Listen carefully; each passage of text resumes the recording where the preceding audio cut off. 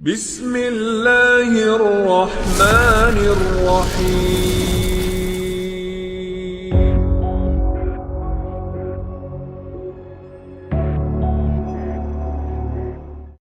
Ingat, karamah itu artinya keajaiban dunia. Keajaiban dunia itu ada tiga. Pertama, mukjizat, dan itu hanya dimiliki para nabi dan rasul. Yang kedua, karamah, dan itu dimiliki para wali-wali Allah dari kalangan para ulama dan orang-orang saleh. Dan yang ketiga, sihir, dan inilah yang dimiliki oleh dukun-dukun, bomo dan yang sejenisnya. Lah, Imam Nawawi mengakui banyaknya karamah yang ada pada Syekh Abdul Qadir Jailani. Bahkan ini pun dikatakan oleh Iz bin Abdis Salam, innahu lam tatawa karamatu ahadin minal masyayikh illa Syekh Abdul Qadir Jailani, fa inna karamatihi nukilat bit tawatur. Tidak ada satupun berita yang masyhur dari para ulama dari karamah-karamah para masyayikh yang lebih masyhur, yang banyak diceritakan manusia melebihi karamahnya Syekh Abdul Qadir Jailani.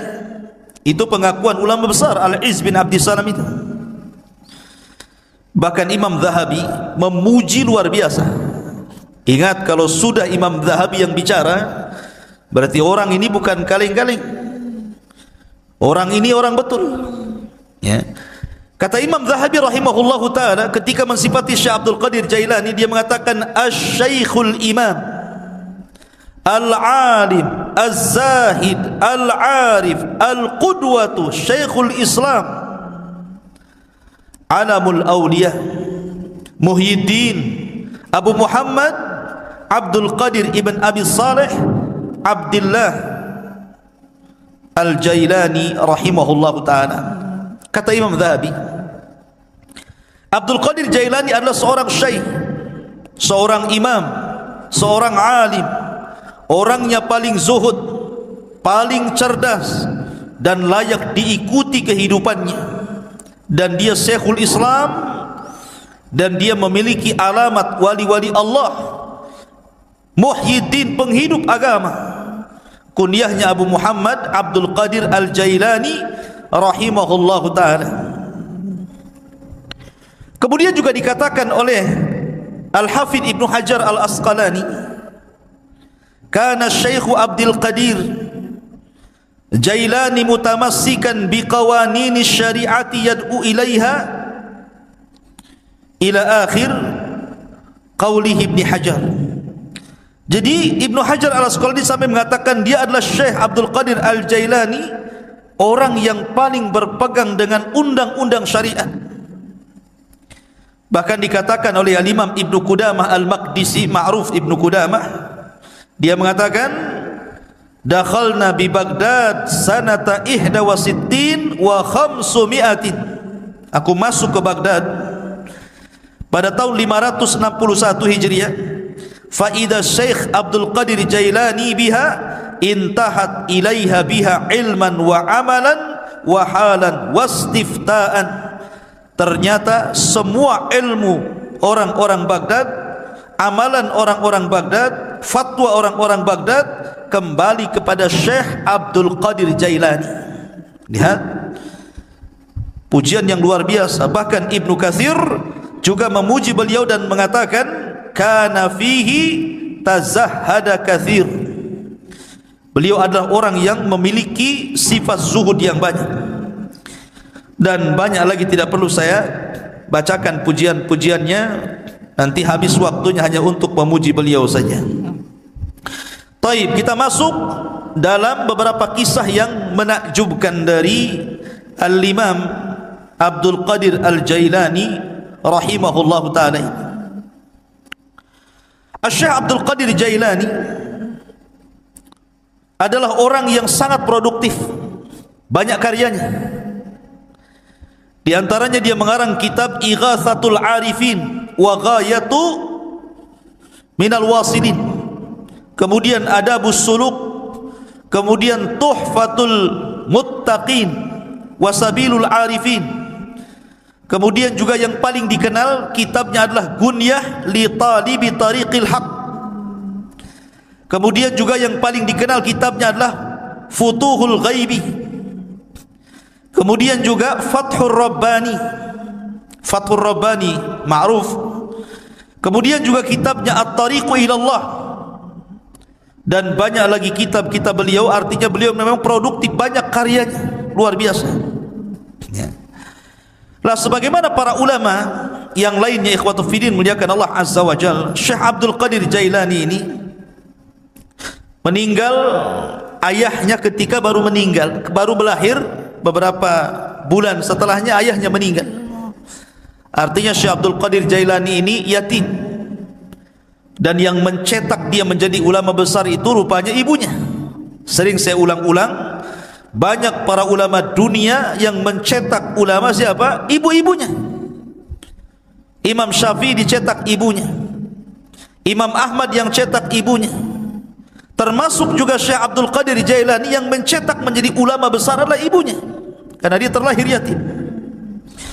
Ibunya adalah wanita yang sangat salihah, dan nasabnya saya katakan tadi sampai kepada Husain ibn Ali, artinya dia seorang Husainiyah, wanita dari ahli bait, keturunan Husain ibn Ali ibn Abi Talib radhiyallahu anhu.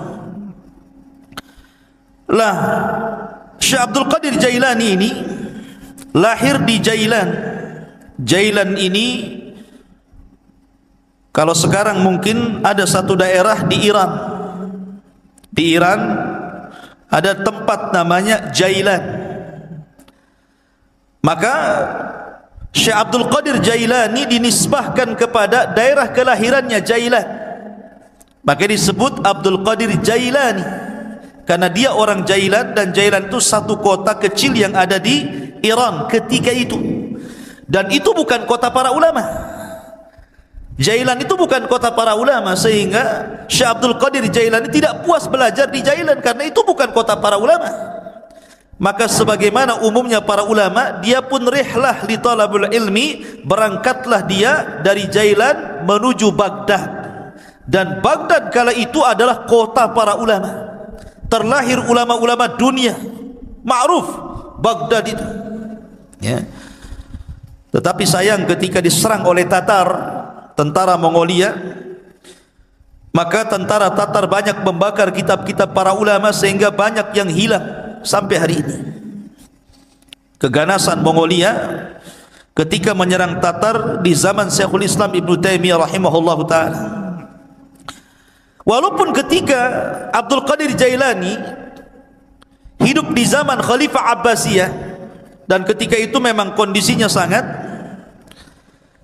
memprihatinkan karena banyak terjadi huru peperangan, di mana orang-orang Antokiyah, orang-orang Salibi itu, orang-orang Nasrani menyerang kaum muslimin, dan ribuan kaum muslimin banyak meninggal dunia. Memang banyak kekacauan di zaman itu.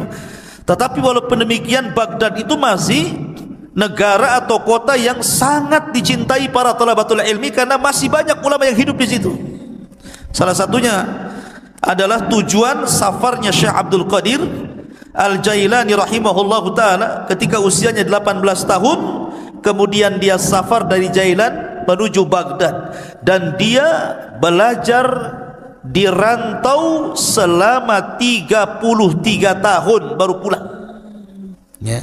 Anda bisa bayangkan, besar-besar di jalan tuh, tua-tua di jalan ya. 33 tahun.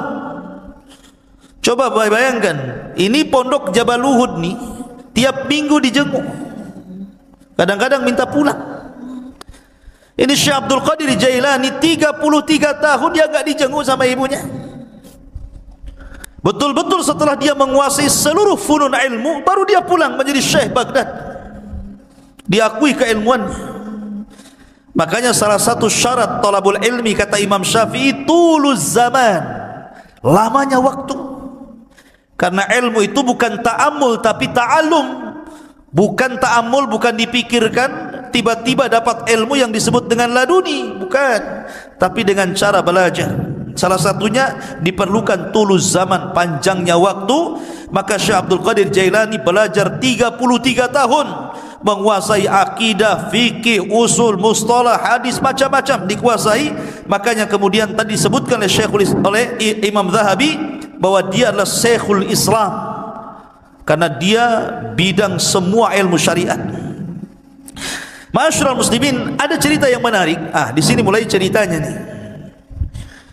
Ketika Syekh Abdul Qadir Jailani hendak berangkat safar dari Jailan menuju Baghdad, ibunya memberikan bekal 40 dirham. Besar 40 dirham, ikhwan. Arba'ina dirhaman itu besar, karena 1 dirham itu 4 gram emas lebih ya, 1 dirham itu. Kalau 1 gramnya itu anggaplah 1 juta, berarti 1 dirham itu 4 juta kali 40, kan begitu ya, kan besar, lumayan kan itu. Ibunya memesankan kepada Syekh Abdul Qadir Jailani, la taqdzib ala ahad, la taqdzib ala ahad, jangan kau berdusta kepada siapapun. Jadi anak yang jujur. Dipegang itu wasiat ibunya itu. Berangkat dia dari Jailan menuju Baghdad. Allah takdirkan ketika dia bersama rombongan dengan orang-orang lain yang menuju Baghdad, tah bersama para pedagang, para pokoknya rombongan gitu ya, bersama yang lainnya, Allah takdirkan di tengah jalan dirampok. Datang para perampok ini, perompak padang pasir ini. Ya, bukan bajak laut, bajak padang pasir. Ya, karena di padang pasir kan itu. Jadi dikepunglah itu orang-orang, termasuk di dalamnya Syekh Abdul Qadir Jailani. Maka semua barang-barang orang itu diambil, namanya rampok. Yang ngerampok lah kan, diambil barangnya. Giliran terakhir kepada Syekh Abdul Qadir Jailani. Kamu punya barang apa? Kata Syekh Abdul Qadir Jailani, indi arba'ina dinar. Ngaku pula nih, saya punya 40 dinar. Dicari, nggak ketemu. Ya. Kamu bilang kamu punya uang 40 dinar. Kata Syekh Abdul Qadir Jailani, iya saya punya 40 dinar. Mana uang itu? Akhirnya dicari, ketemu. Ini ketua rampok ini heran. Biasanya kalau orang mau dirampok dan punya uang, pasti tidak akan ngaku tuh. Apalagi Syekh Abdul Qadir Jailani ini menyembunyikan uang itu di tempat yang sangat rapi, susah untuk ditemukan. Tapi jujur, dia ingat kata-kata ibunya, jangan dusta. Walaupun yang nanya perampok ngomong saja. Itu maksudnya. Jadi rampok ini mengatakan kepada Syekh Abdul Qadir Jailani, kenapa kamu mengaku kamu punya uang arba'ina dinar, 40 dinar itu? Maka dia mengatakan, karena aku sudah berjanji kepada Allah, kemudian kepada ibuku dan kepada diriku sendiri, alla aqdzib ahadan, aku tidak mungkin dusta kepada siapapun, termasuk kepada kamu wahai para perampok. Dari situ tersentuh dari kata-kata Syekh Abdul Qadir Jailani. Maka rampok ini seumur hidup tidak pernah menangis. Ketika itu dia meneteskan air mata karena melihat kejujuran Syekh Abdul Qadir Jailani, dan setelah itu dia bertobat dari rampoknya. Perampok tobat karena melihat kejujuran Syekh Abdul Qadir Jailani. Karamah ikhwan ya. Ma'asyiral muslimin yang dimuliakan Allah Azza wa Jalla. Kemudian ketika dia sampai saja di kota Baghdad, ingat kota Baghdad itu sekali lagi itu ibu kota, kota yang metropolitan bahasa kita, semua serba mahal ya. Sementara bekal Syekh Abdul Qadir Jailani ini hanya bisa dimakan beberapa hari dan bulan, tidak bisa bertahan bertahun-tahun. Makanya disebutkan oleh para ulama bagaimana kesabaran Syekh Abdul Qadir Jailani ketika menuntut ilmu, ikhwan. Dijelaskan bahwa gini, jadi disebutkan oleh Al-Hafidh Ibnu Rajab Al-Hambali rahimahullahu ta'ala dalam kitabnya Dzailut Tabaqat Al-Hambali. Jadi Syekh Abdul Qadir Jailani ini karena sudah habis bekal sama sekali, nggak ada yang dimakan. Akhirnya kemudian dia pun selalu datang ke sungai. Jadi sungai itu, di tepi sungai itu biasanya orang-orang pasar. Orang-orang pasar itu Itu kalau tidak laku, maka sayuran-sayuran itu dibuang di tepi sungai itu. Jadi Syekh Abdul Qadir Jailani kalau sudah tutup pasar, dia nunggu di situ. Jadi kalau ada sayur yang dibuang, maka dia kutip, dia bersihkan, dia bawa pulang, dia makan. Sampai suatu ketika memang lapar betul. Maka sebagaimana kebiasaannya, karena ingat dia punya izzah, ya kemuliaan, dia tidak mau minta siapapun, tidak mau jadi pengemis maknanya. Lah, suatu ketika dia sudah menunggu, rupanya di sungai pun banyak juga orang yang sama seperti dia kelaparannya. Ketika sampai sudah habis sayur yang dibuang itu, karena diambil orang. 3 hari berturut-turut datang ke situ sudah enggak ada, datang ke situ sudah enggak ada. Akhirnya dia 3 hari tidak makan, hanya minum, lemes, hampir mati. Paksalah kemudian dia duduk di majlis Yasin. Lah ketika dia duduk itulah dia sudah lemas, sudahlah, dah pasrah, matilah kan begitu kelaparan. Rupanya ada anak muda datang dari kejauhan masuk ke masjid bawa roti sama daging panggang. Dimakan di hadapan dia, ditengokin. Setiap dia makan roti, Abdul Qadir Jailani yang melihat dari kejauhan ikut mangap juga. Nama orang lapar. Lihat orang makan ikut lapar kan gitu kan. Tengok dia makan mangap juga. Ya. Tengok dia ngunyah juga. Padahal nggak ada yang dikunyah. Orang lapar ya, seperti Fata Morgana kan itu dilihatnya. Akhirnya anak muda yang makan ini memperhatikan Syekh Abdul Qadir Jailani ini aneh. Ya, didekati akhirnya dan ditanya, kamu ini siapa? Ya. Dan dari mana? Kemudian dia mengatakan, ana Abdul Qadir dari Jailan. Peranjat anak muda ini dan mengatakan, saya juga dari Jailan, sama dengan kamu. Siapa namamu tadi? Abdul Qadir. Siapa nama ayahmu? Si Anu. Siapa nama ibumu? Si Anu. Mana kampungmu? Ini gitu. Langsung gemetar orang ini ya. Dan mengatakan, sesungguhnya ibumu itu menitipkan uang kepadaku untuk dihantar kepadamu dan beberapa roti. Aku sudah putus asa mencarimu, sampai roti yang dititipkan ibumu ku makan juga, tapi aku takut mengambil uangmu, sehingga terpaksa aku makan bangkai karena darurah. Rupanya Allah takdirkan saya ketemu di masjid ini dengan kamu, wahai Abdul Qadir. Ini uang yang dititipkan ibumu kepadaku, ambillah. Tolong ikhlaskan roti yang dititipkan ibumu yang sudah ku makan. Ya. Lihat bagaimana kondisi Syekh Abdul Qadir Jailani. Ini thalabul ilmi namanya ya, kelaparan gitu. Mana ada di Jabal Uhud kelaparan, yang ada dibuang-buang. Enggak habis lauknya masih banyak kan itu. Ya, kenapa? Udah makan nambah lagi di warung. Thalabul ilmi sekarang dipenuhi makanan, bukan dipenuhi ilmu. Di lemarinya bukan kitab, Indomie. Ma'asyiral muslimin yang dimuliakan Allah Azza wa Jalla. Jadi begitulah Syekh Abdul Qadir Jailani rahimahullahu taala, kesabaran dalam menuntut ilmu. Ada kisah yang menarik juga ya kawan. Disebutkan tentang perdebatan Syekh Abdul Qadir Jailani dengan syaitan, dengan iblis. Debat dengan syaitan ya.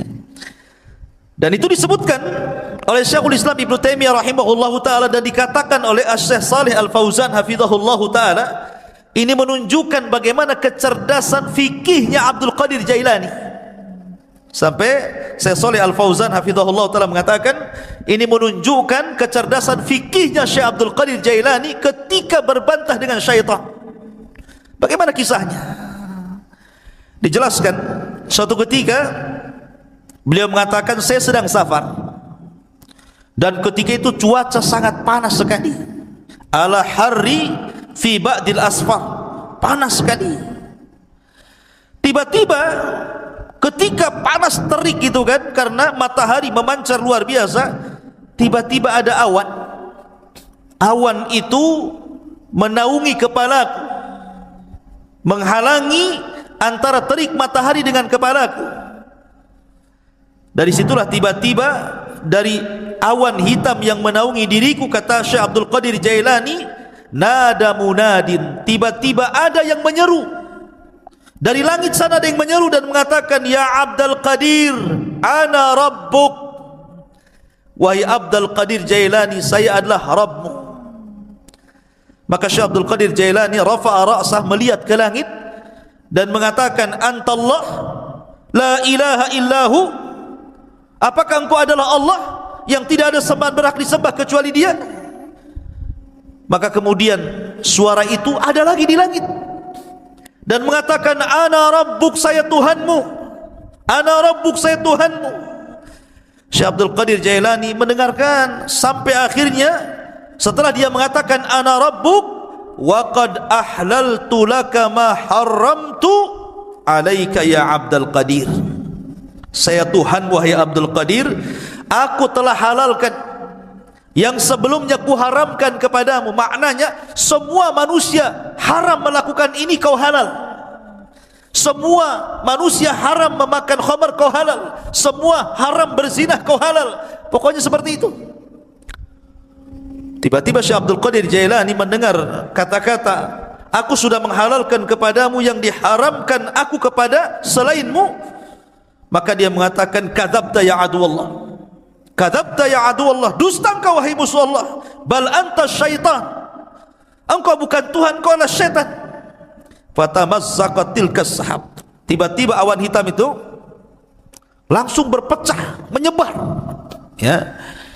Lah dari situlah tiba-tiba kemudian muncul lagi suara dan mengatakan, ya Abdul Qadir, najauta minni bifiqhika fi dini, wahai Abdul Qadir, engkau sudah selamat, ya. Najauta minni, engkau selamat dariku dengan kecerdasan fikihmu dalam agamamu. Laqad fatantu bihadzal hilah qablaka 70 rajulan, sungguh sebelum itu, kata syaitan, aku sudah menguji 70 orang semisal kamu dari kalangan para ulama, kalangan zuhad, dan mereka terkena fitnahku kecuali kamu, katanya, ya. Lihat bagaimana Syekh Abdul Qadir Jailani mengatakan apa? Tidak mungkin. Kenapa? Kenapa Syekh Abdul Qadir Jailani mengatakan kadzabta, dusta kamu? Karena kata Syekh Abdul Qadir Jailani, ketika ditanya, maka dia mengatakan, araftu annahu syaitan. Kenapa aku tahu dia syaitan?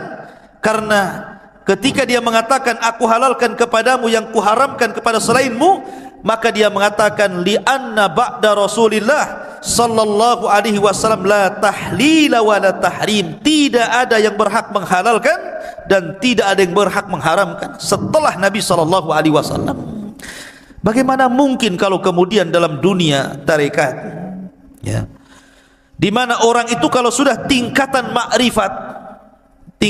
makrifat sampai meyakini adanya hululiyah, manunggale Gusti, gitu ya, bahwa Allah itu betul-betul menyatu dengan badan, tiba-tiba kemudian seseorang boleh tidak melaksanakan sholat, boleh meninggalkan zakat, boleh meninggalkan puasa, boleh tidak haji, karena alasannya Tuhan sudah menyatu, ana anta anta ana, bahasanya saya kamu, kamu saya, katanya. Bingung dia, mana saya, mana Tuhan, karena menyatu masalahnya, ya.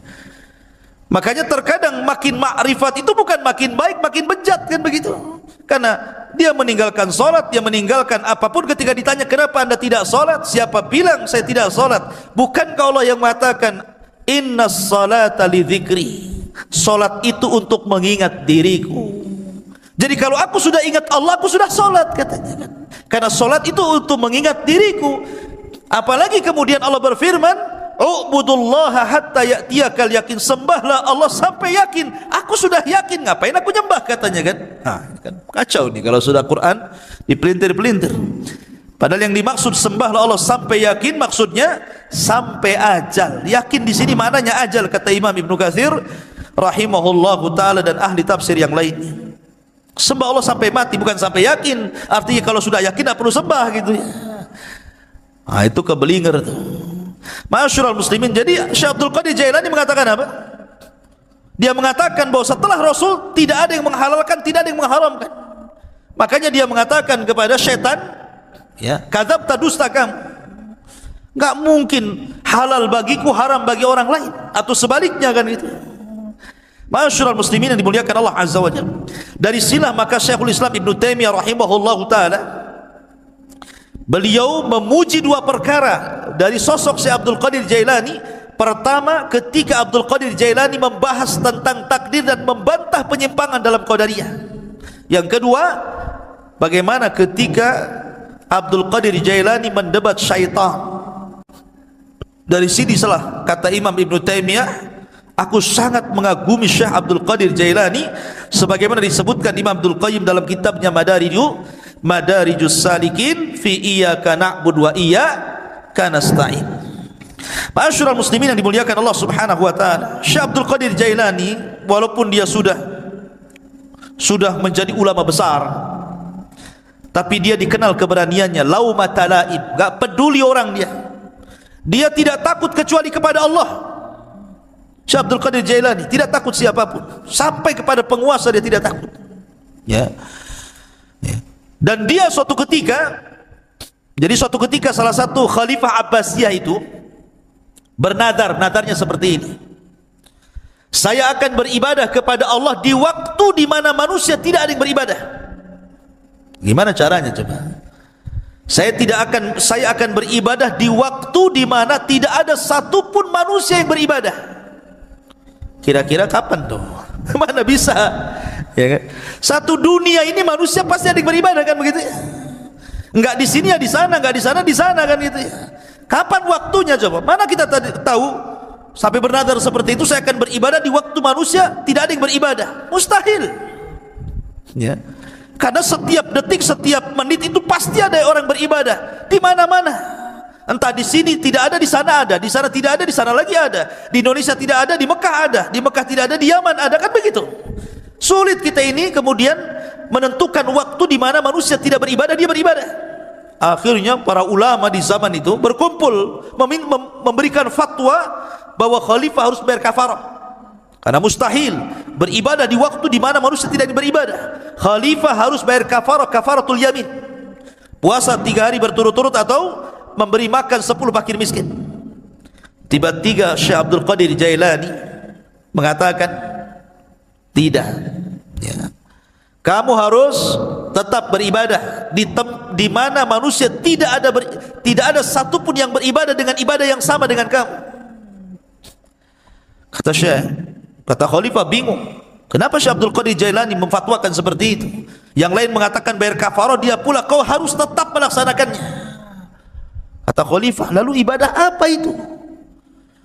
Kalau saya sholat hari ini, di sana sudah ada orang sholat. Kalau saya puasa hari ini, di sana sudah ada orang berpuasa. Kalau saya umpamanya sedekah hari ini, di sana ada orang sedekah. Ibadah yang mana yang tidak bisa kemudian sama waktunya dengan orang lain? Katanya,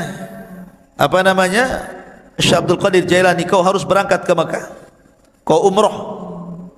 Setelah kau umroh, kamu harus menyempatkan untuk tawaf di saat manusia tidak ada yang tawaf di situ. Ya.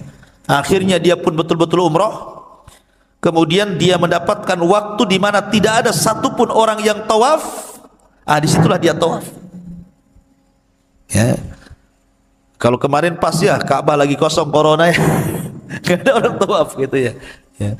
Tapi yang jelas bahwa dari peristiwa ini terkenalah nama Syekh Abdul Qadir Jailani. Dari kasus ini terkenal nama Syekh Abdul Qadir Al-Jailani rahimahullahu ta'ala. Ma'asyiral muslimin yang dimuliakan Allah Subhanahu wa ta'ala, Syekh Abdul Qadir Jailani banyak perkataan-perkataan emas beliau yang kita bisa petik dari untayan-untayan kata-kata mutiara beliau. Di antaranya beliau mengatakan, tir ilal haqqi bijanahi alkitab was sunnah, terbanglah kau kejar kebenaran dengan 2 sayap Al-Quran dan Sunnah. Kemudian juga beliau mengatakan, akhrijud dunya min qulubikum ila aidikum fa innaha la tadurrukum. Keluarkan dunia dari hati-hati kalian, letakkan di tangan-tangan kalian, karena kalau itu yang kalian lakukan maka dunia tidak membahayakan diri kalian. Itulah zuhud namanya, meletakkan dunia di tangan dan mengeluarkan dari hati. Sebab kalau dunia lenyap, hati tidak terganggu karena dia serahkan kepada Allah Azza wa Jalla. Itulah hakikat zuhud. Walaupun dia kaya, selama kekayaan berada di tangan, hatinya diserahkan kepada Allah. Walaupun harta harus hilang, maka hati tidak mungkin terpikirkan dengan hilangnya harta. Kemudian beliau mengatakan, la tadlimu ahadan walau bisu'i dhannikum fa inna rabbakum la yujawizu dzulma zalimin. Jangan kalian menzalimi siapapun walaupun dengan suudzon, karena Rabb kalian tidak mungkin melewatkan kezaliman orang yang zalim. Orang zalim itu terbatas, ya. Tidak mungkin kalau dia menzalimi kemudian betul-betul kita ini mendapatkan kecelakaan sesuai kehendaknya. Tidak, karena kezaliman yang dia lakukan pun sudah dicatat di Lauhil Mahfuz. Bahkan dalam khutbahnya beliau mengatakan, ayyuhan nas, wahai manusia, ya ibna Adam, wahai anak Adam, ish ma syi'ta fid dunya fa innal mauta sayatik. Hiduplah kamu di dunia sesukamu, karena kematian akan mendatangi kamu. Wa ahbib dunya mastata' fa innaka satufariqaha. Cintai dunia sekehendakmu, karena dunia pasti akan meninggalkan kamu. Wa'mal mastata'ta fa innallaha bi amalika sayuzik. Beramalah semampu kamu, karena sungguhnya Allah dengan amalanmu akan membalas seluruh amalan. Dan banyak kisah-kisah yang menarik. Tetapi kalau kita melihat Syekh Abdul Qadir Jailani ini, ikhwan, dia seorang ulama Hambali. Ingat, seorang ulama Hambali. Memang dia itu punya kelebihan, kalau dia berceramah, memang dia seorang orator. Orang itu mudah menangis apabila mendengar kata-kata Syekh Abdul Qadir Jailani. Makanya kalau dia membuka majlis ilmu, majlis taklim itu, yang datang ngaji setiap kali menyampaikan kajian 70.000 rajulin, 70.000 talabatul ilmi, 70.000 para talabatul ilmi itu numplak di masjidnya itu. Coba bayangkan, sekali kajian tuh. Kalau di musim corona ya nggak ada yang ngaji, ya kan? Walaupun tidak di musim corona, siapa kecuali tabligh akbar lah ya, bukan kajian rutin. Kalau kajian rutin berapa orang aja kan itu. Ini setiap ngaji 70.000 numplak di situ, coba bayangkan. Kan ulama luar biasa. Ya, makanya kemudian terlahir para ulama dari Syekh Abdul Qadir Jailani. Dan banyak para ulama sezaman dia mengambil akhlaknya, mengambil petuahnya, dan dia pun melahirkan ulama-ulama dunia setelahnya. Tetapi para pengikut setelahnya sampai hari ini banyak yang gulu ekstrim, melampaui batas, bahkan memuji Syekh Abdul Qadir Jailani melebihi kapasitas dia sebagai manusia. Bahkan ada yang sampai menuhankan, naudzubillah, ya, sampai menuhankan Syekh Abdul Qadir Jailani. Dia manusia, dia ulama, sama dengan ulama-ulama yang lainnya, karyanya banyak. Terkadang orang-orang yang mengkultuskan Syekh Abdul Qadir Jailani, dia sendiri tidak paham siapa Abdul Qadir Jailani, bagaimana karya-karyanya, bagaimana pengetahuannya, bagaimana pendapat-pendapat dia seputar solat, seputar zakat, seputar puasa, muamalah. Kadang nggak paham, ya. Dia hanya terbawa cerita orang, terkadang cerita khurafat-khurafat yang ditimbulkan, yang tidak ada sanad kepada beliau, akhirnya mengkultuskan dan sampai menuhankan, naudzubillah. Ingat bahwa manusia tetaplah manusia. Kita hargai dia seorang ulama besar, ulama hadis, ulama tafsir, ulama fikih, sama dengan ulama-ulama yang lainnya, ya. Dan kita mendoakan rahimahullah, semoga Allah merahmati Syekh Abdul Qadir Al-Jailani. Apalagi nasab beliau memang dua-duanya keturunan Hasan dan Husain, dari jalur bapaknya Hasan dan dari jalur ibunya adalah Husain. Dan kita tidak menafikan banyaknya karamah dari Syekh Abdul Qadir Jailani. Ingat, karamah itu artinya keajaiban dunia. Keajaiban dunia itu ada 3. Pertama, mukjizat, dan itu hanya dimiliki para nabi dan rasul. Yang kedua, karamah, dan itu dimiliki para wali-wali Allah dari kalangan para ulama dan orang-orang saleh. Dan yang ketiga, sihir, dan inilah yang dimiliki oleh dukun-dukun, bomo dan yang sejenisnya. Lah, Imam Nawawi mengakui banyaknya karamah yang ada pada Syekh Abdul Qadir Jailani. Bahkan ini pun dikatakan oleh Iz bin Abdissalam, innahu lam tatawa tara karamatu ahadin minal masyayikh illa Syekh Abdul Qadir Jailani fa inna karamatihi nukilat bit tawatur. Tidak ada satupun berita yang masyhur dari para ulama dari karamah-karamah para masyayikh yang lebih masyhur, yang banyak diceritakan manusia melebihi karamahnya Syekh Abdul Qadir Jailani. Itu pengakuan ulama besar Al-Izz bin Abdissalam itu. Bahkan Imam Zahabi memuji luar biasa. Ingat, kalau sudah Imam Zahabi yang bicara, berarti orang ini bukan kaleng-kaleng. Orang ini orang betul. Ya.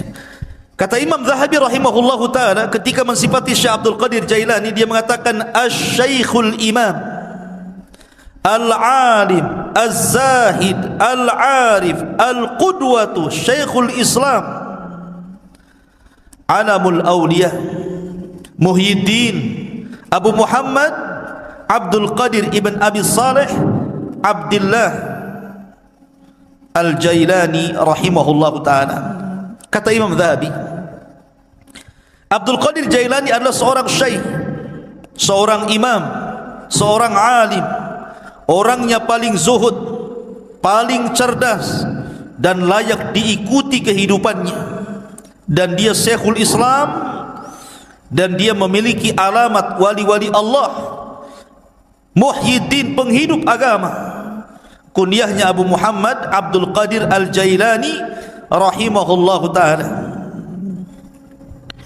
Kemudian juga dikatakan oleh Al-Hafidh Ibnu Hajar Al-Asqalani, kana Syekh Abdul Qadir Jailani mutamassikan biqawanini syari'ati yad'u ilaiha ila akhir qawlihi Ibnu Hajar. Jadi Ibnu Hajar Al-Asqalani sampai mengatakan dia adalah Syekh Abdul Qadir Al-Jailani, orang yang paling berpegang dengan undang-undang syariat. Bahkan dikatakan oleh Al-Imam Ibnu Qudamah Al-Maqdisi, Ma'ruf Ibnu Qudamah, dia mengatakan dakhalna bi Baghdad sanata 61 wa 500. Aku masuk ke Baghdad pada tahun 561 Hijriah. Fa idza Syekh Abdul Qadir Jailani biha intahat ilaiha biha ilman wa amalan wa halan wastifta'an. Ternyata semua ilmu orang-orang Baghdad, amalan orang-orang Baghdad, fatwa orang-orang Baghdad kembali kepada Syekh Abdul Qadir Jailani. Lihat pujian yang luar biasa. Bahkan Ibnu Katsir juga memuji beliau dan mengatakan kana fihi tazahhada katsir.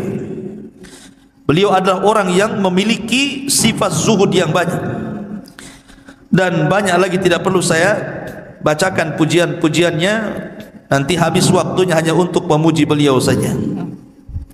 Taib, kita masuk dalam beberapa kisah yang menakjubkan dari Al-Imam Abdul Qadir Al-Jailani rahimahullahu ta'ala.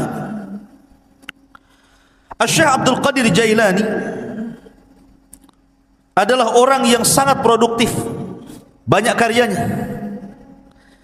Di antaranya dia mengarang kitab Ighatsatul Arifin wa Ghayatu Minal Wasilin, kemudian Adabus Suluk, kemudian Tuhfatul Muttaqin wa Sabilul Arifin, kemudian juga yang paling dikenal kitabnya adalah Gunyah li Talibi Tariqil Haq, kemudian juga yang paling dikenal kitabnya adalah Futuhul Ghaibi, kemudian juga Fathur Rabbani, Fathur Rabbani ma'ruf, kemudian juga kitabnya At-Tariqu Ilallah, dan banyak lagi kitab-kitab beliau. Artinya beliau memang produktif, banyak karyanya, luar biasa ya.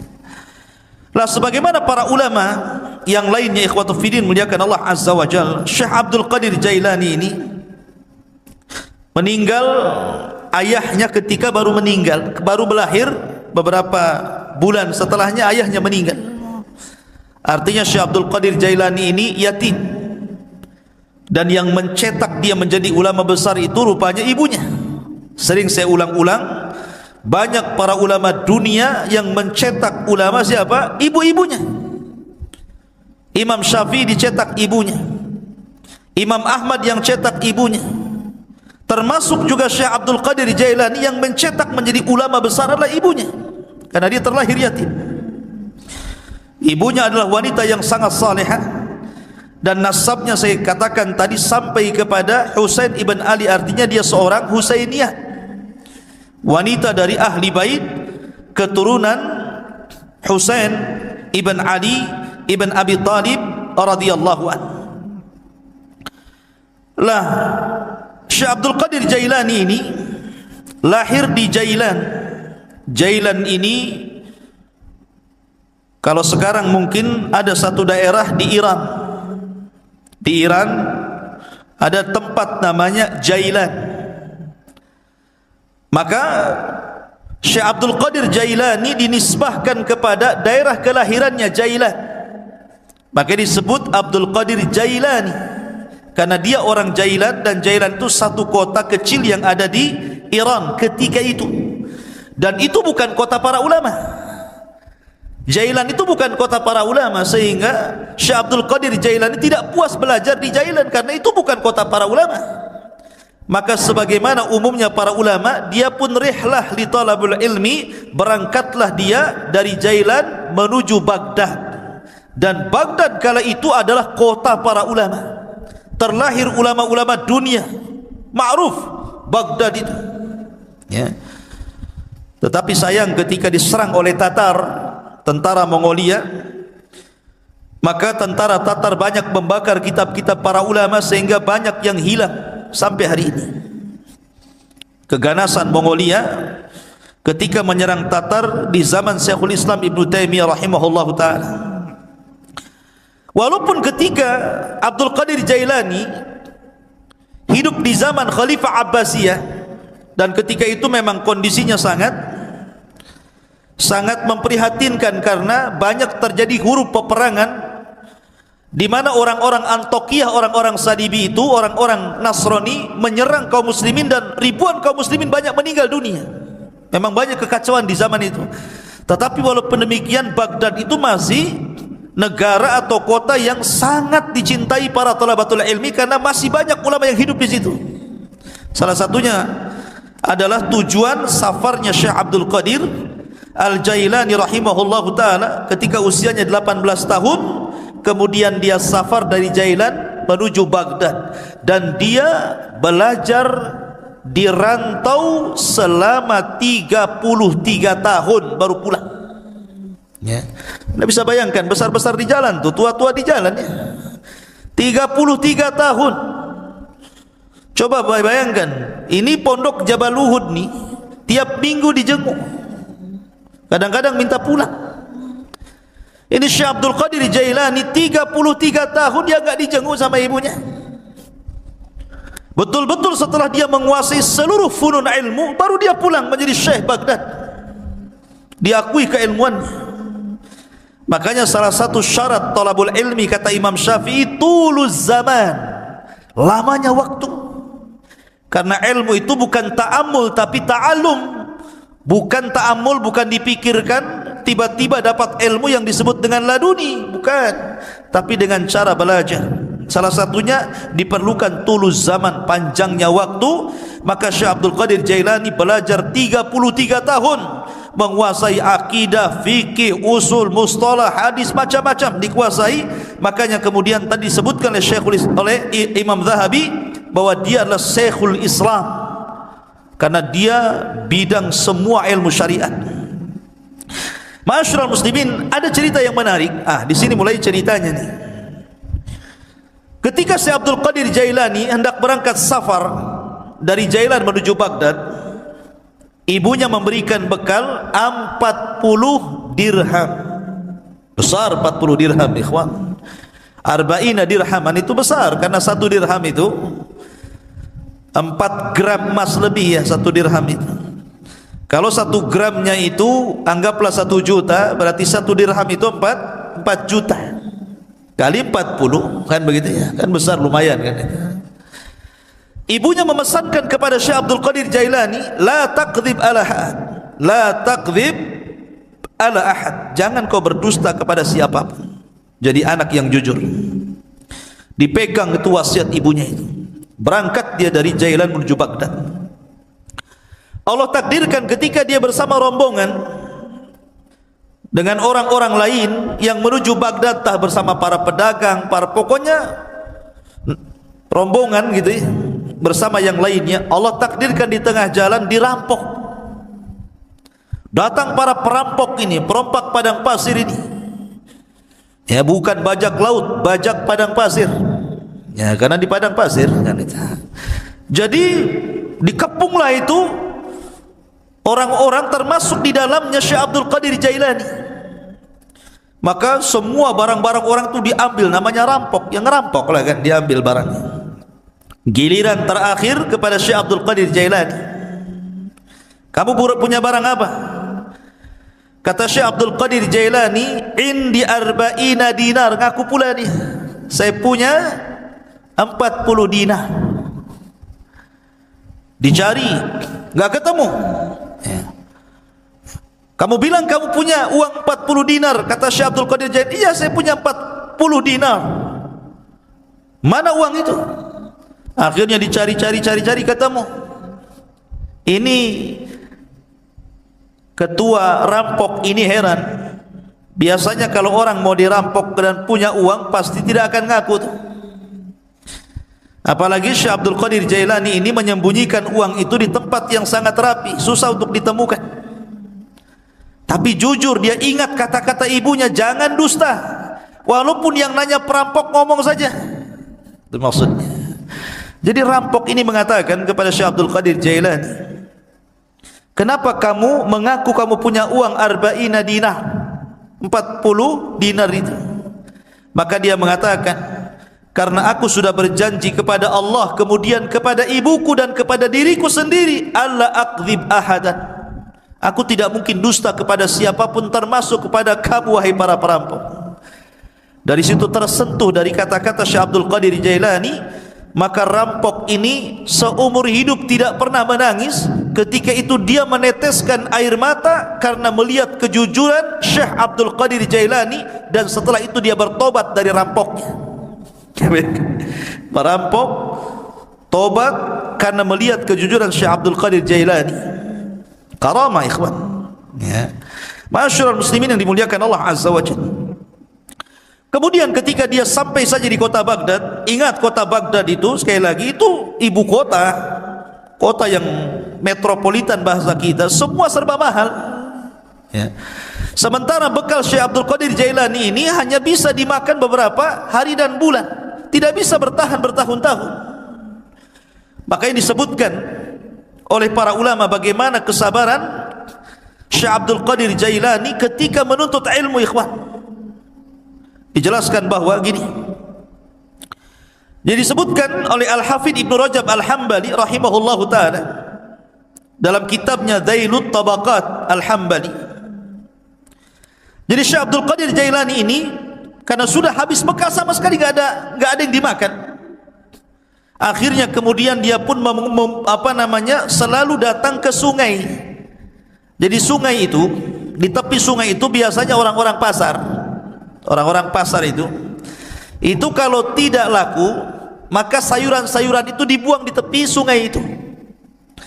Jadi Syekh Abdul Qadir Jailani kalau sudah tutup pasar, dia nunggu di situ. Jadi kalau ada sayur yang dibuang, maka dia kutip, dia bersihkan, dia bawa pulang, dia makan. Sampai suatu ketika memang lapar betul. Maka sebagaimana kebiasaannya, karena ingat dia punya izzah ya, kemuliaan, dia tidak mau minta siapapun, tidak mau jadi pengemis maknanya. Lah suatu ketika dia sudah menunggu, rupanya di sungai pun banyak juga orang yang sama seperti dia kelaparannya. Ketika sampai sudah habis sayur yang dibuang itu karena diambil orang. 3 hari berturut-turut datang ke situ sudah enggak ada, datang ke situ sudah enggak ada. Akhirnya dia 3 hari tidak makan, hanya minum, lemes, hampir mati.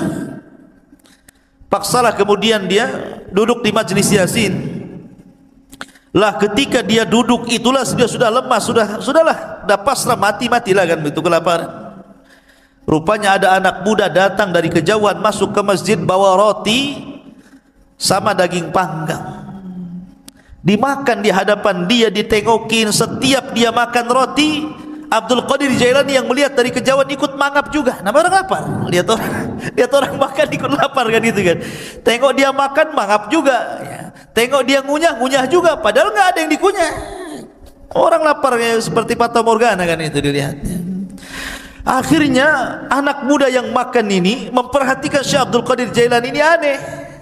Ya, didekati akhirnya dan ditanya, kamu ini siapa? Ya.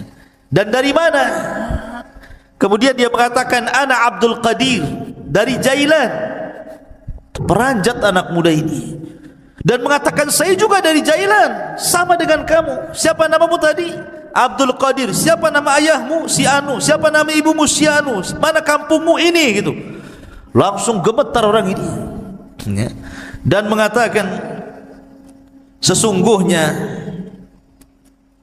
ibumu itu menitipkan uang kepadaku untuk dihantar kepadamu dan beberapa roti.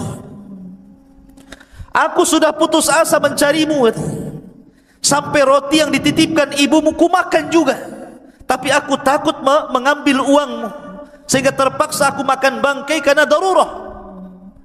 Rupanya Allah takdirkan saya ketemu di masjid ini dengan kamu, wahai Abdul Qadir. Ini uang yang dititipkan ibumu kepadaku, ambillah. Tolong ikhlaskan roti yang dititipkan ibumu yang sudah kumakan. Ya.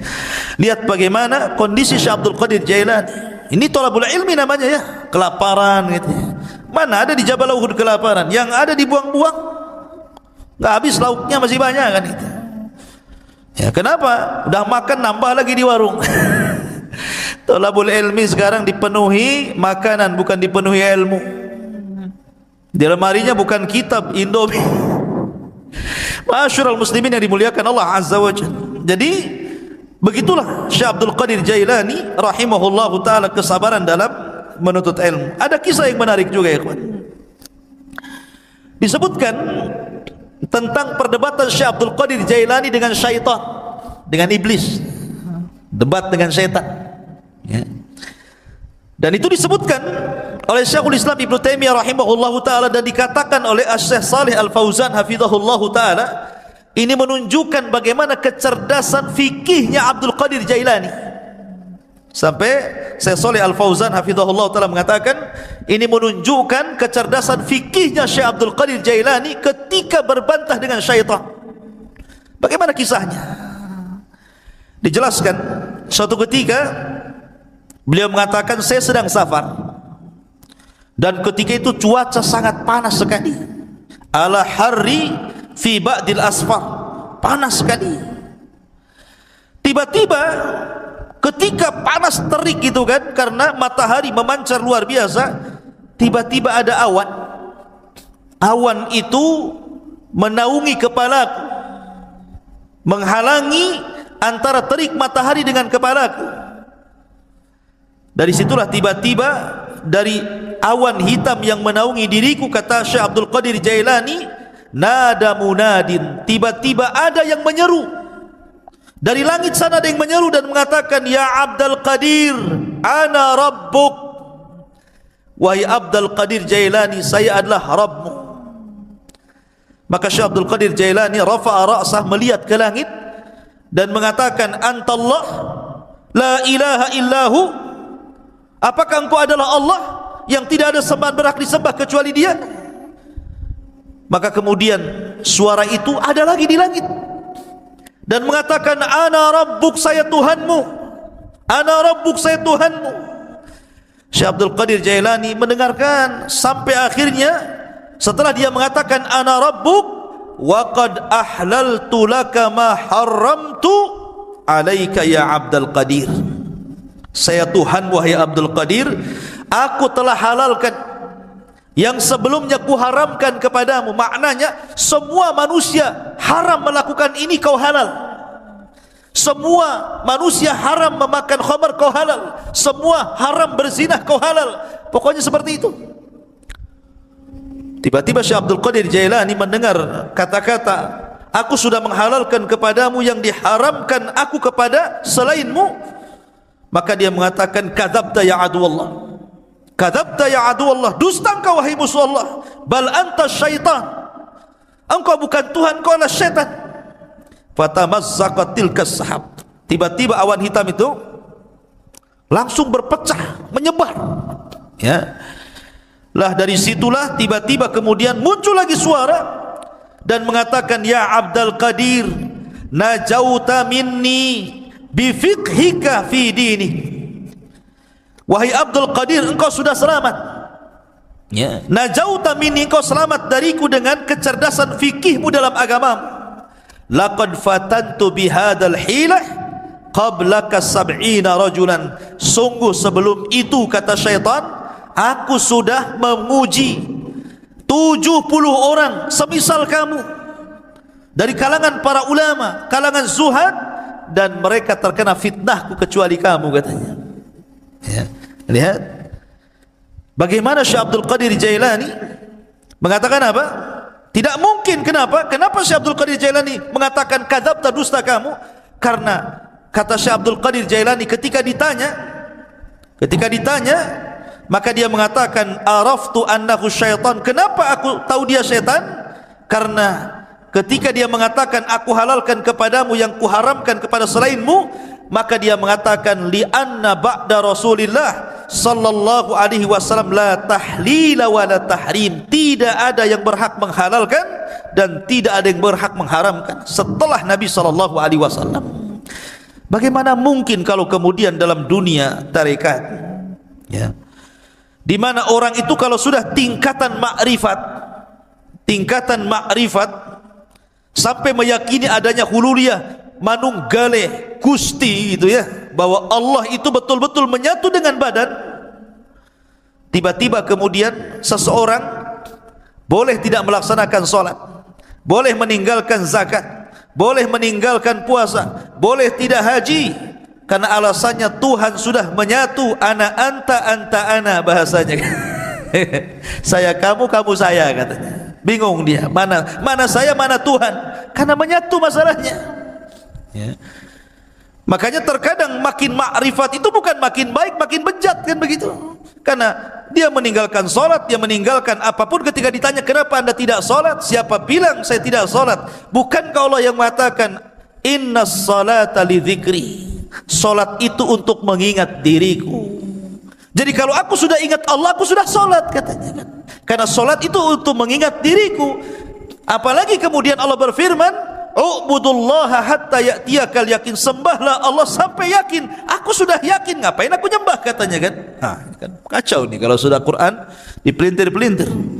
Padahal yang dimaksud sembahlah Allah sampai yakin, maksudnya sampai ajal. Yakin di sini maknanya ajal, kata Imam Ibnu Katsir rahimahullahu taala dan ahli tafsir yang lainnya. Sembah Allah sampai mati, bukan sampai yakin. Artinya kalau sudah yakin tidak perlu sembah, gitu ya. Nah, itu kebelinger tuh. Masyarul muslimin. Jadi Syekh Abdul Qadir Jailani mengatakan apa? Dia mengatakan bahwa setelah Rasul tidak ada yang menghalalkan, tidak ada yang mengharamkan. Makanya dia mengatakan kepada syaitan, ya, kadzabta, dusta kamu. Enggak mungkin halal bagiku, haram bagi orang lain, atau sebaliknya, kan itu. Masyarul muslimin yang dimuliakan Allah Azza wa Jalla. Dari silah maka Syekhul Islam Ibnu Taimiyah rahimahullahu taala, beliau memuji dua perkara dari sosok Syekh Abdul Qadir Jailani. Pertama, ketika Abdul Qadir Jailani membahas tentang takdir dan membantah penyimpangan dalam Qadariyah. Yang kedua, bagaimana ketika Abdul Qadir Jailani mendebat syaitan. Dari sini salah kata Imam Ibnu Taimiyah, aku sangat mengagumi Syekh Abdul Qadir Jailani, sebagaimana disebutkan Imam Abdul Qayyim dalam kitabnya Madarijus Salikin fi iyyaka na'budu wa iyyaka nasta'in. Ma'asyiral muslimin yang dimuliakan Allah Subhanahu wa taala, Syekh Abdul Qadir Jailani walaupun dia sudah menjadi ulama besar, tapi dia dikenal keberaniannya, laumata laib, enggak peduli orang dia. Dia tidak takut kecuali kepada Allah. Syekh Abdul Qadir Jailani tidak takut siapapun, sampai kepada penguasa dia tidak takut, ya. Dan dia suatu ketika Jadi suatu ketika salah satu Khalifah Abbasiyah itu bernadar, nadarnya seperti ini: saya akan beribadah kepada Allah di waktu di mana manusia tidak ada yang beribadah. Gimana caranya coba? Saya akan beribadah di waktu di mana tidak ada satupun manusia yang beribadah. Kira-kira kapan tuh? Mana bisa? Ya kan? Satu dunia ini manusia pasti ada yang beribadah kan begitu ya? Enggak di sini ya di sana, enggak di sana di sana kan gitu ya. Kapan waktunya coba? Mana kita tahu sampai bernadar seperti itu, saya akan beribadah di waktu manusia tidak ada yang beribadah? Mustahil. Ya. Karena setiap detik, setiap menit itu pasti ada orang beribadah di mana-mana. Entah di sini tidak ada, di sana ada, di sana tidak ada, di sana lagi ada. Di Indonesia tidak ada, di Mekah ada, di Mekah tidak ada, di Yaman ada, kan begitu. Sulit kita ini kemudian menentukan waktu di mana manusia tidak beribadah, dia beribadah. Akhirnya para ulama di zaman itu berkumpul memberikan fatwa bahwa khalifah harus bayar kafarah, karena mustahil beribadah di waktu di mana manusia tidak beribadah. Khalifah harus bayar kafarah, kafaratul yamin, puasa 3 hari berturut-turut atau memberi makan 10 fakir miskin. Tiba-tiba Syekh Abdul Qadir Jailani mengatakan, tidak ya, kamu harus tetap beribadah di mana manusia tidak ada satupun yang beribadah dengan ibadah yang sama dengan kamu. Kata Khalifah bingung, kenapa Syekh Abdul Qadir Jailani memfatwakan seperti itu? Yang lain mengatakan bayar kafarah, dia pula kau harus tetap melaksanakannya. Kata Khalifah, lalu ibadah apa itu? Kalau saya solat hari ini, di sana sudah ada orang solat. Kalau saya puasa hari ini, di sana sudah ada orang berpuasa. Kalau saya umpamanya sedekah hari ini, di sana ada orang sedekah. Ibadah yang mana yang tidak bisa kemudian sama waktunya dengan orang lain? Katanya, Syekh Abdul Qadir Jailani, kau harus berangkat ke Mekah, kau umrah. Setelah kau umrah, kamu harus menyempatkan untuk tawaf di saat manusia tidak ada yang tawaf di situ. Ya. Akhirnya dia pun betul-betul umrah. Kemudian dia mendapatkan waktu di mana tidak ada satupun orang yang tawaf. Disitulah dia tawaf. Ya. Kalau kemarin pas ya Ka'bah lagi kosong corona ya, nggak ada orang tawaf gitu ya. Ya. Tapi yang jelas bahwa dari peristiwa ini terkenalah nama Syekh Abdul Qadir Jailani. Dari kasus ini terkenal nama Syekh Abdul Qadir Al-Jailani rahimahullahu ta'ala. Ma'asyiral muslimin yang dimuliakan Allah subhanahu wa ta'ala, Syekh Abdul Qadir Jailani banyak perkataan-perkataan emas beliau yang kita bisa petik dari untayan-untayan kata-kata mutiara beliau. Di antaranya beliau mengatakan, tir ilal haqqi bijanahi alkitab was sunnah, terbanglah kau kejar kebenaran dengan 2 sayap Al-Quran dan Sunnah. Kemudian juga beliau mengatakan, akhrijud dunya min qulubikum ila aidikum fa innaha la tadurrukum.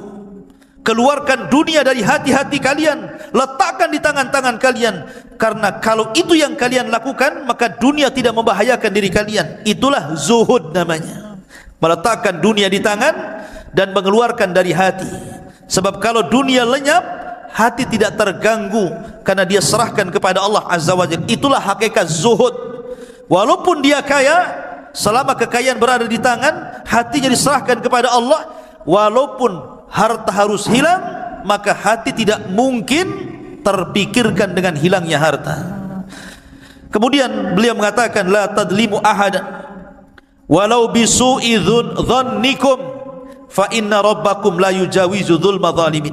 Jangan kalian menzalimi siapapun walaupun dengan suudzon, karena Rabb kalian tidak mungkin melewatkan kezaliman orang yang zalim.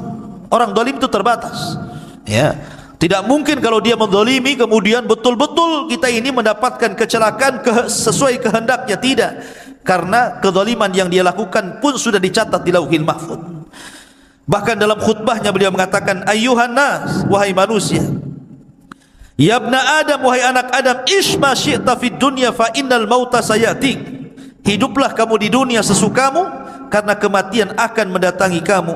Wa ahbib dunya mastata' fa innaka satufariqaha. Cintai dunia sekehendakmu karena dunia pasti akan meninggalkan kamu. Wa'mal mastata'ta fa innallaha bi amalika sayuzik. Beramalah semampu kamu karena sungguhnya Allah dengan amalanmu akan membalas seluruh amalan. Dan banyak kisah-kisah yang menarik, tetapi kalau kita melihat Syekh Abdul Qadir Jailani ini, ikhwan, dia seorang ulama Hambali. Ingat, seorang ulama Hambali. Memang dia itu punya kelebihan, kalau dia berceramah, memang dia seorang orator. Orang itu mudah menangis apabila mendengar kata-kata Syekh Abdul Qadir Jailani.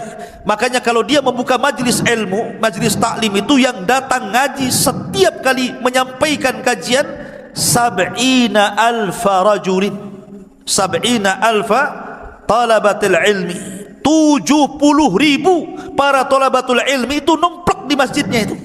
Coba bayangkan, sekali kajian tuh. Kalau di musim corona ya nggak ada yang ngaji, ya kan? Walaupun tidak di musim corona, siapa kecuali tabligh akbar lah ya, bukan kajian rutin. Kalau kajian rutin berapa orang aja kan itu. Ini setiap ngaji 70.000 numplek di situ, coba bayangkan. Kan ulama luar biasa. Ya, makanya kemudian terlahir para ulama dari Syekh Abdul Qadir Jailani. Dan banyak para ulama sezaman dia mengambil akhlaknya, mengambil petuahnya, dan dia pun melahirkan ulama-ulama dunia setelahnya.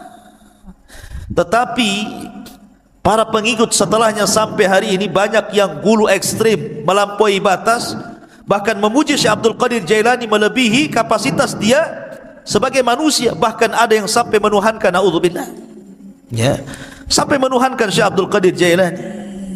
Dia manusia, dia ulama, sama dengan ulama-ulama yang lainnya, karyanya banyak. Terkadang orang-orang yang mengkultuskan Syekh Abdul Qadir Jailani, dia sendiri tidak paham siapa Abdul Qadir Jailani, bagaimana karya-karyanya, bagaimana pengetahuannya, bagaimana pendapat-pendapat dia seputar solat, seputar zakat, seputar puasa, muamalah. Kadang enggak paham.